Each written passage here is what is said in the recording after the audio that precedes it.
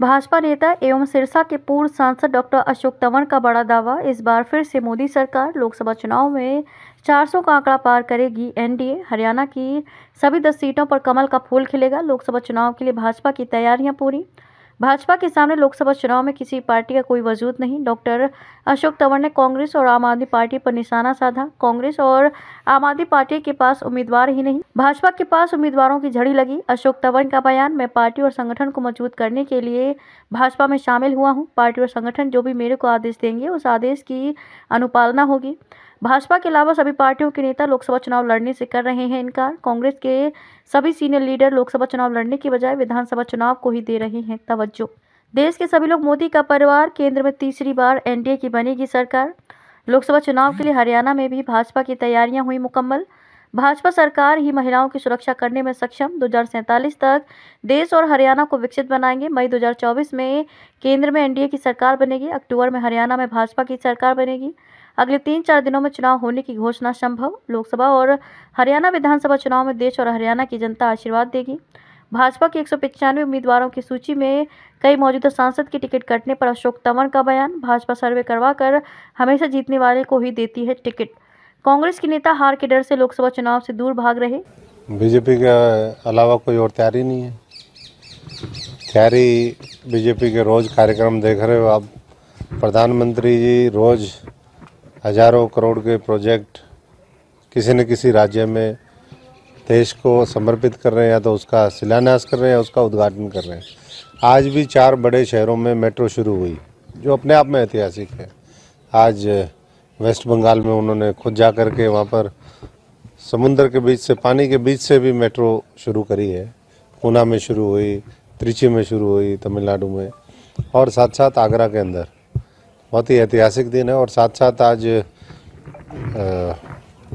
अंतर्राष्ट्रीय महिला दिवस के उपलक्ष्य में आज जो नारी शक्ति वंदन अभिनंदन प्रोग्राम, जो सेल्फ हेल्प ग्रुप्स हैं, उनको किस तरीके से आगे बढ़ाया जाए, देश में 3 करोड़ लखपति दीदी कैसे तैयार हों, उस संकल्प को लेकर के, और जिस तरीके से गैर भाजपाई राज्यों के अंदर महिलाओं के ऊपर अन्याय और अत्याचार है, उसमें बंगाल का उदाहरण आपने सबने देखा कि साजा शेख, जिसको वहाँ की सरकार बचाने में लगी हुई है, उन तमाम मुद्दों का उन्होंने जिक्र किया। और उन्होंने ये भी जिक्र किया कि एक समय वो भी था जब नरेंद्र मोदी जी ने सब कुछ छोड़ करके और देश के प्रति जब अपने आप को समर्पित किया, तो किस तरीके से गरीब किसान, मजदूर और ख़ास तौर से जो माताएं बहनें थी, उन्होंने जब उनके पास एक पैसा नहीं होता था जेब में, तब भी उनके दर्द को समझा। और मैं समझता हूँ कि आज इसीलिए और ज़्यादा शक्ति और प्रेरणा के साथ और ज़्यादा जिम्मेदारी के साथ वो देश में आज मजबूती से काम कर रहे हैं, ताकि करोड़ों लोग अपना जीवन बेहतर कर सके।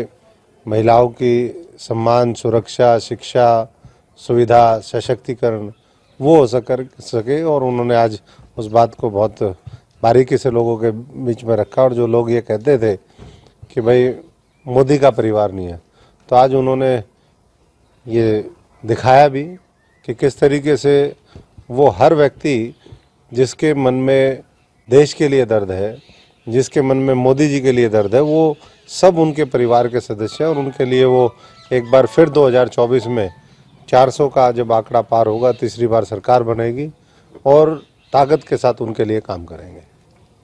हरियाणा बीजेपी की क्या तैयारी है? हरियाणा में भी बीजेपी की बहुत तैयारी है। आज भी हम रोज़ किसी न किसी, अभी लगातार 3-4 दिन महिलाओं के सम्मान और सशक्तिकरण के लिए कार्यक्रम है।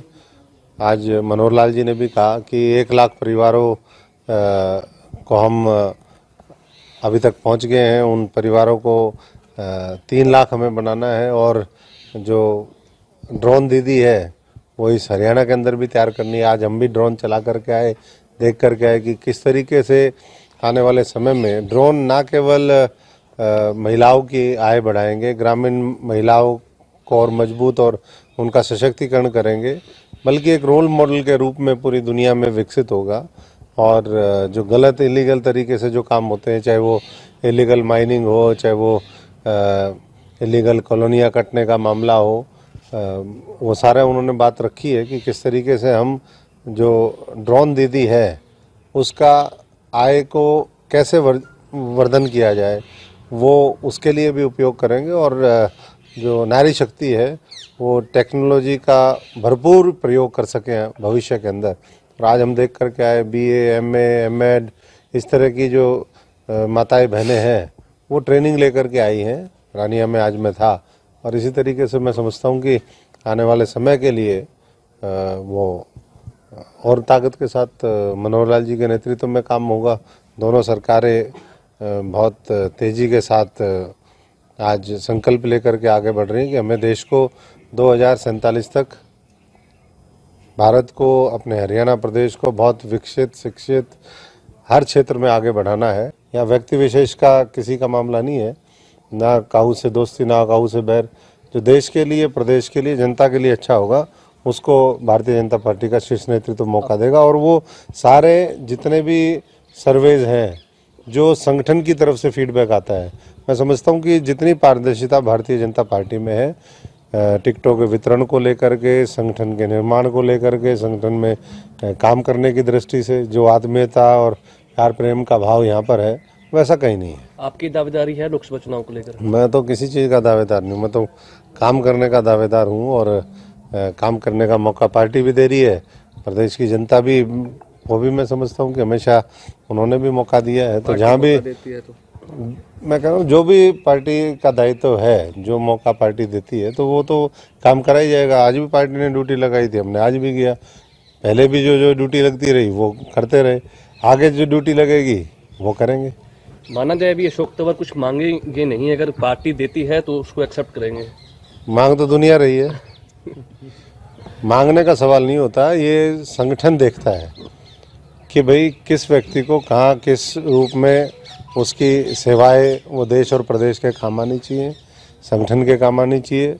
और उसके हिसाब से आज कोई है, कल किसी और को मौका मिलेगा। और मौका निरंतर अच्छे लोगों को मिलना चाहिए, अच्छा नेतृत्व निकल करके आना चाहिए, जो विजनरी हो, जो मोदी जी के विकसित भारत की जो सोच है, मनोहर लाल जिस तरीके से पारदर्शिता के साथ काम कर रहे हैं, उसके साथ मैच करता हूँ। एक आपकी दोनों जो पुरानी पार्टी है, कांग्रेस और आप पार्टी, उनका गठबंधन हुआ है हरियाणा में, किस तरह देखते हैं? मैं क्या देखता हूँ, जनता देखेगी उनको। चुनाव भी लड़ेंगे? वो तो लड़ ही रहे हैं। अभी तो देखो मैदान में वो कैंडिडेट ही नहीं है उनके पास, सारे तो मैदान छोड़ करके भाग रहे हैं। किसी से भी पूछो कहते हैं मैं नहीं लड़ूंगा। तो ऐसे में उनकी सोच भी ठीक है भाई, हारने के लिए लड़ने से अच्छा कि ना लड़ो, बार बार हार का किस लिए सामना करना पड़े। तो इसलिए उनके पास साझे उम्मीदवार भी नहीं है और भारतीय जनता पार्टी पास उम्मीदवार ही उम्मीदवार हैं। और उन उम्मीदवारों में से बेहतरीन जो उम्मीदवार होगा, जो जनता के हित को सर्वोपरि रख के जनता के लिए समर्पित भाव से काम करेगा, वो मैं समझता हूँ कि जनता उसको मौका देगी। लेकिन इतना तय है कि 10 के 10 जगह कमल का फूल खिलेगा और कमल ही उम्मीदवार होगा। रिपोर्ट अक्षित कंबोज।